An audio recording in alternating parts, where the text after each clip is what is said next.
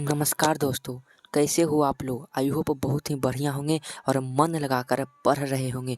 अगर आप भी मैथ में थोड़ा-सा कमज़ोर हैं, अगर आपको भी मैथ में समझ नहीं आ रहा है कि कौन-सा क्वेश्चन पूछेगा, तो घबराओ मत। मैं कह रहा हूँ, अगर तुम इस वीडियो को पूरा देख कर जाते हो, तो मैं गारंटी के साथ कहता हूँ कि 100% यहीं से बहुत सारे प्रश्न आपके बोर्ड एग्ज़ाम में डायरेक्ट पूछे जाएँगे मेरे भाई। इसलिए इस वीडियो को पूरा देखना, एक भी क्वेश्चन को छोड़ना मत। एक-एक क्वेश्चन बहुत ही ज़्यादा इम्पोर्टेंट है, ठीक है? तो अब हम वीडियो की शुरुआत करते हैं। उससे पहले अगर आप हमारे चैनल पे नए हो तो चैनल को ज़रूर सब्सक्राइब कर लेना और वीडियो अच्छा लगे तो एक लाइक कर देना मेरे भाई। अब हम पहले प्रश्न को पढ़ते हैं, पूरी बारीकी से मैं समझाऊँगा। एक-एक प्रश्नों को पूरी तरीके से समझा दूँगा। पहला क्वेश्चन करा 2052 यानी 2052 के अभाज्य गुणनखंड में 3 का घात क्या है? तो देखो अभाज्य गुणनखंड कह रहा है, तो अभाज्य गुणनखंड आपने पढ़े होंगे। देखो अभाज्य गुणनखंड निकालना बिल्कुल आसान है। कितना का अभाज्य गुणनखंड पूछ रहा है? 2052 का अभाज्य गुणनखंड पूछ रहा है, तो ऊपर 2052 लिख दो। ऐसे तो टेम्परेरी हम अभाज्य गुणनखंड निकालते हैं तो सबसे पहले 2 से लगता है, लेकिन यहाँ पे हमको कम समय में ऑब्जेक्टिव है, कम से कम समय में आंसर सही आंसर लगा देना। तो 3 का घात पूछ रहा है तो हम डायरेक्ट 3 से लगाएंगे। तो 3 से कितनी बार में लगेगा? तो 36 18 और 23 24 चरतों के 12 684 बार में। अगर फिर 3 से लगाते हैं तो 3 दूनों का 6, 3 दूनों का 6 और 23 24। अगर फिर 3 से लगाते हैं मेरे भाई, 7 21 और 36 18। अब 3 से नहीं लगेगा तो जोड़ो कितनी बार 3 का घात आता है? तो 1 2 और 3 यानी 3 का घात 3 आता है। तो 3 ऑप्शन में कहाँ है? जी हाँ मेरे भाई, ऑप्शन नंबर बी में है जो 3 मिल जाता है। इसलिए पहला क्वेश्चन का राइट आंसर बी हो जाएगा। हर साल अभाज्य गुणनखंड से 1 या 2 प्रश्न हर साल पूछे जाते हैं, इसलिए यह जरूरी है, याद कर लेना, ठीक है। दूसरा नंबर क्वेश्चन करा, निम्नलिखित में किसका दशमलव प्रसार शांत नहीं है? माने कौन है जिसका दशमलव प्रसार शांत नहीं है? देखो भाई, दशमलव प्रसार शांत है, इसको आपको कैसे पहचानना है कि अगर हर में याद रखना, हर में 2 या 5 का फॉर्मेट आ जाता है तो समझ लेना कि वह जो संख्या है वह शांत है। अगर 2 या 5 के अलावा कोई अन्य संख्या 1 भी आ जाता है, भले 2 3 या 4 भी आ जाता है, तो वह अशांत अनावर्ती हो जाएगा, ठीक लिए। इसलिए देख लो निम्नलिखित में कौन शांत नहीं है? तो देखो 2 के पावर 0 और 5 है, यानी कि यह तो शांत है, इसलिए नहीं होगा। ये भी शांत है। और देखो यहाँ पे 2 के पावर 4 तो है, लेकिन 7 के पावर 2 आ रहा है, इसलिए मेरे भाई यह शांत नहीं है और यह अशांत आवर्ती है। इसलिए दूसरा नंबर क्वेश्चन का राइट आंसर सी हो जाएगा, ठीक है।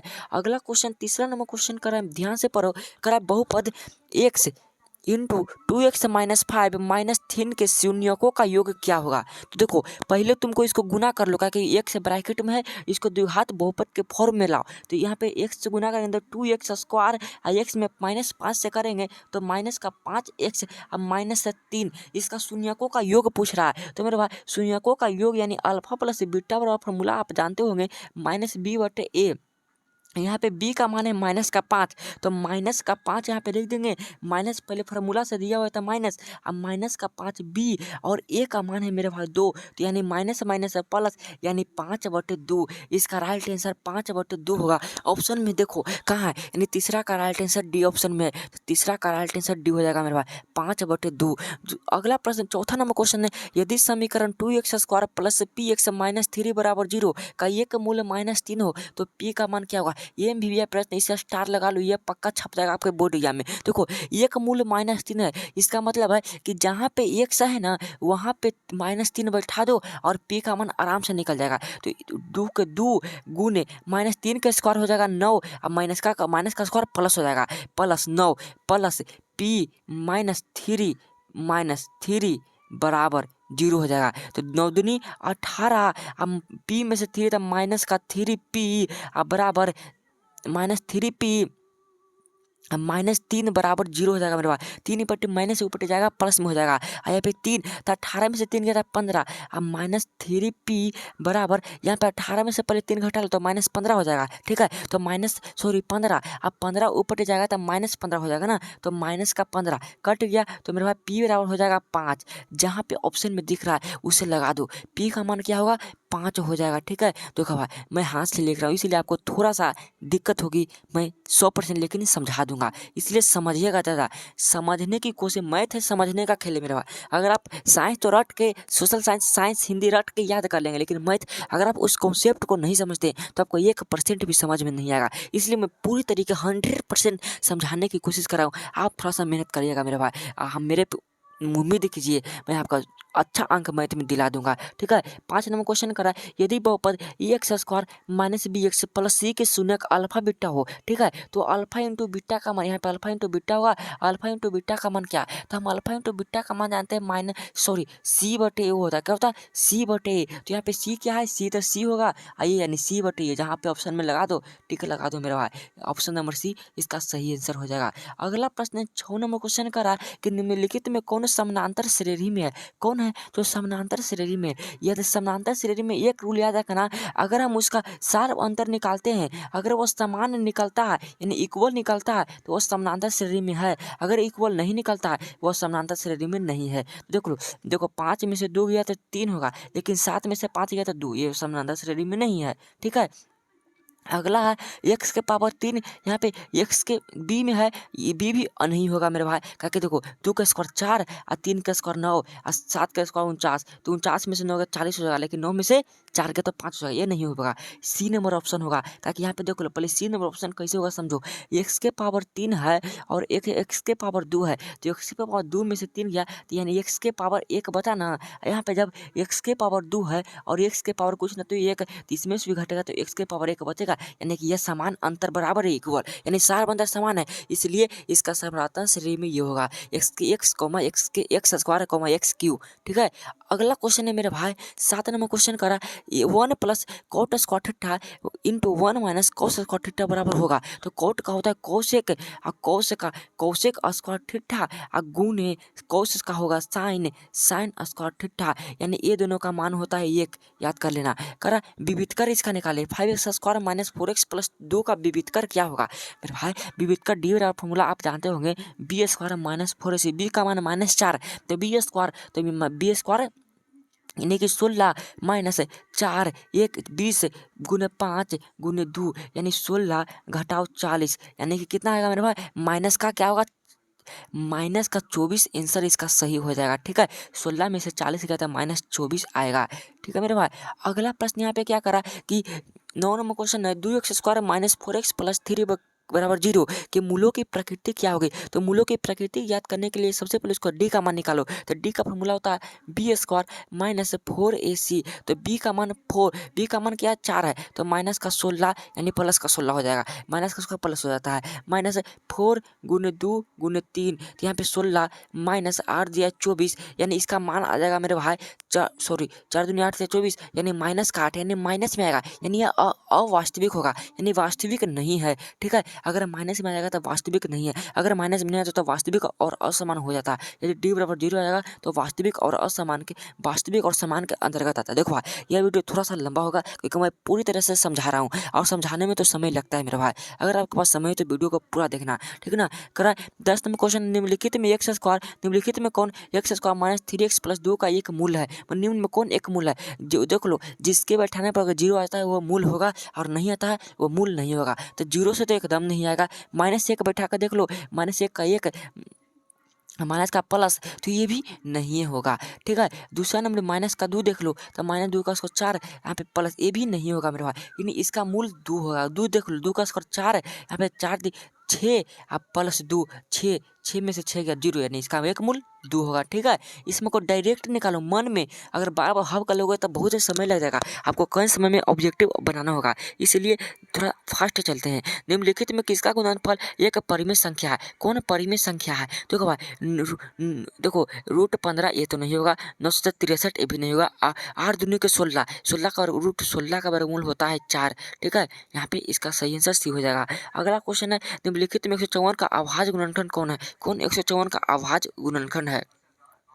तो सिंपल 2 का स्क्वायर 4 होता है, सचो के 28 है और 28 में से 11 गुना करेंगे तो यह नहीं होगा। लेकिन यहाँ पे देख लो यहाँ पे इसका अभाज्य गुणनखंड मेरे भाई सी होगा। ठीक है, 13 नंबर क्वेश्चन करा निम्नलिखित में एक घातीय समीकरण कौन है। अगर आप इसका पूरा निकाल लेते हैं तो एक घातीय समीकरण ये मिल जाएगा, बी आंसर सही हो जाएगा। ठीक है, निकाल कर देख लीजिएगा। कर 14 नंबर क्वेश्चन करा निम्नलिखित में कौन द्विघात समीकरण है, निम्न में कौन है जो द्विघात समीकरण है मेरे भाई। तो देख लो द्विघात समीकरण यहाँ पे है, सी नंबर ऑप्शन सही हो जाएगा। ठीक है, करा यदि समीकरण 4x² माइनस 3x प्लस 1 बराबर 0 के मूल बराबर हो तो के का मान क्या होगा। यानी मूल बराबर यानी डी बराबर 0, तो डी बराबर 0 है यानी बी स्क्वायर, बी का मान क्या होगा हम डायरेक्ट बताते हैं। बी स्क्वायर यानी कि 9 के square, B square minus 4ac यानी कि चौथों को 16 बराबर 0, तो 9 के स्क्वायर बराबर 16 और 9 गया सट्टा में तो ऊपर हो जाएगा बट्टा में, तो के स्क्वायर बराबर 16/9 यानी स्क्वायर हटा तो रूट चढ़ गया, plus minus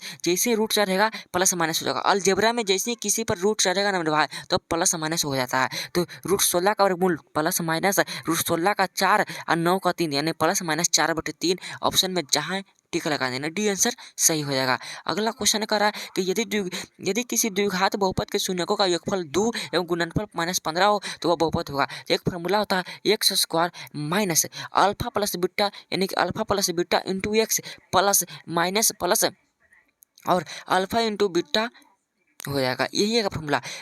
alpha x square minus alpha plus beta into x plus alpha into beta. ठीक होता है, देखो तो alpha plus beta x square minus 2x minus 15 option जहाँ देखे टिक लगाना, डी आंसर सही हो जाएगा। ठीक है मेरे भाई, अगला प्रश्न करा निम्नलिखित में कौन समानांतर श्रेणी में नहीं है। तो देखो भाई मैंने इससे पहले वाला क्वेश्चन इसी टाइप का करा दिया था, आप इसका जवाब कॉमेंट में जरूर बताना। 17 नंबर क्वेश्चन का और लिख देना कि 17 का ऑप्शन क्या होगा, ABCD कुछ दे देना। ठीक है, कमेंट में जरूर बताना, आपके कमेंट का इंतजार रहेगा। देखो भाई अगर आपको वीडियो अच्छा लग रहा होगा तो जरूर लाइक कर देना और चैनल पर नहीं हो तो चैनल को जरूर सब्सक्राइब कर लेना। 18 नंबर क्वेश्चन कर रहा है समानांतर श्रेणी √2 √8 √18 √32 का सार्व अंतर है। इसका सार्व अंतर ज्ञात करने के लिए हम जानते हैं कि T2 माइनस डी बराबर क्या होता है, T2 माइनस टी बनने के बाद वाला में से पहले का √8 घटाओ √2, तो √8 का अगर हम करते हैं तो इसका 2√2 आ जाएगा और घटाओ √2 और √2 हम कॉमन लेते हैं तो 2 यानी कि √2 इसका सही आंसर हो जाएगा। 2 में से गया तो 1 और √2 में 1 से गुना करें तो √2 ना होगा मेरे भाई, इसका राइट आंसर बी हो जाएगा। ठीक है, अगला प्रश्न 19 नंबर क्वेश्चन करा यदि x + 2, 3x और 4x + 1 समानांतर श्रेणी में है तो x का मान क्या होगा। तो देखो भाई ये क्वेश्चन तो लॉन्ग में भी पूछ सकता है, 2 नंबर में पूछ सकता है और 1 नंबर में भी। तो इसको पहले मैं समझा देता हूँ। समानांतर श्रेणी में हो तो हम जानते हैं कि समानांतर श्रेणी में कब होता है, जब बाद वाले में से हम लोग पहल का घटाते हैं। तो आप इसका हल कर लीजिएगा, मैं इसका फॉर्मेट बता देता हूँ किस तरीके से आपको बनाना है। तो देखो T2 माइनस T1 करेंगे ना तो 3x घटाओ x प्लस 2 ऐसा कर देंगे, इक्वल रहेगा क्योंकि समानांतर में बराबर होता है बाद वाला से पहले का। फिर 4x + 1 घटाओ 3x कर देंगे। इसका अगर आप मान निकाल लीजिएगा, निकाल कर देखिएगा क्या आएगा, जो आंसर आएगा 19 करके ABCD 19 का आंसर कुछ बोल देना, 2 4 5 3 कुछ रहेगा बोल देना मेरे भाई, कमेंट में जरूर बताना। अगला प्रश्न है tan 30 degree sin 30 degree cot 60 cosec 30 का मान क्या होगा। tan 30 का मान होता है 1/√3, sin 30 का मान होता है 1/2, cot 60 का मान क्या होता है मेरे भाई 1/√3 और कोसेक 30 का मान होता है, कोसेक 30 का मान साइन 30 के बराबर होता है। तो साइन 30 का मान 1/2 और इसका मान हो जाएगा 2। ठीक है, तो 2 से 2 कैंसिल, 1/3 आंसर जहाँ पे लगे लगा देना। √3 में √3 से गुना करेंगे तो √9 और √9 का वर्गमूल 3 होगा तो 1/3। ठीक है मेरे भाई, अगला प्रश्न कर रहा है, मैं कुल 30 प्रश्नों को लाया हूँ, 30 प्रश्न जरूर देख लेना। कर रहा समानांतर श्रेणी 10 7 4 का 10वां पद क्या है। तो 10वां पद जैसे ही पूछ रहा है मेरे भाई ये प्रश्न हो दी, ए का मान है 10 और 9 डी का मान है 7, तो 7 में से 10 कहता है -3, तो 10 में से गया 27 यानी -17 ऑप्शन में लगा, टिक लगा दो। अगला क्वेश्चन है मेरे भाई कि समानांतर श्रेणी 2 7 12 का कौन सा पद 47 है। मैंने इसका कौन सा पद 47 मान ले, कोई एनवा पद हमको नहीं पता तो एनवा पद मान लेते हैं, तो एनवा पद 47 है। तो एनवा पद का फॉर्मूला होता है एन ए प्लस यानी ये 2 ए प्लस n-1 इंटू डी का मान 5 बराबर 47, 2 गया पट्टी तो 45, तो n-1 गुने 5 बराबर 45, 45 होगा तो इस कितने 5 से 45 कितने बार में कटेगा 9 बार में, तो माइनस एक या ये माइनस है तो बराबर जाएगा तो प्लस में, तो 9 का प्लस 10 हो जाएगा, इसका 10वां पद हो जाएगा मेरे भाई। 47। ठीक है, अगला क्वेश्चन करा 23 नंबर क्वेश्चन है, प्रथम 10 विषम प्राकृत संख्याओं का योगफल है। प्रथम 10 प्राकृत संख्याओं का योगफल पूछ रहा है मेरे भाई। तो इसका प्रथम 10 विषम प्राकृत संख्या ने पूछ रहा है तो एकदम सिंपल है। विषम प्राकृत संख्या 1, 3, 5, 7, 9, 11, 13, 15 और 17।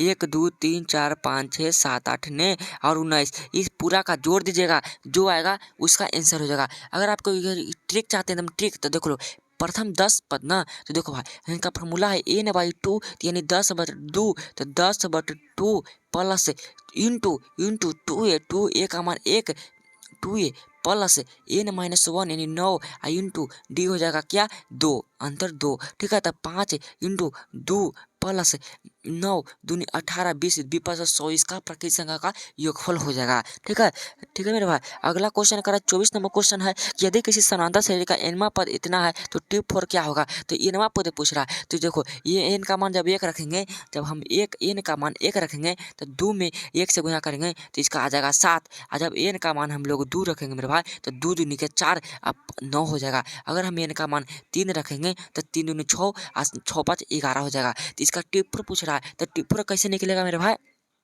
जब n का मान 4 रख दो तो सिंपल सी बात है, जब n का मान 4 रखेंगे तो 8 5 13 हो जाएगा। 4 दूनी 8 5 13, इसमें को डायरेक्ट आंसर निकाल दो। देखते ही एकदम मन में एकदम चित्र बनने लगे कि भैया ये एकदम ऐसे बनेगा, ये ऐसे बनेगा। 25 नंबर क्वेश्चन है, px x² x के पावर 5 + 1 इतना का भाग देने पर इसका क्या होगा। तो इसका डायरेक्ट 4 आंसर हो जाएगा। ठीक है, अगला क्वेश्चन है मेरे भाई, ध्यान से पढ़ो। यदि बहुपद px 1 शून्यक -3 हो तो निम्नलिखित में कौन px का एक गुणनखंड होगा।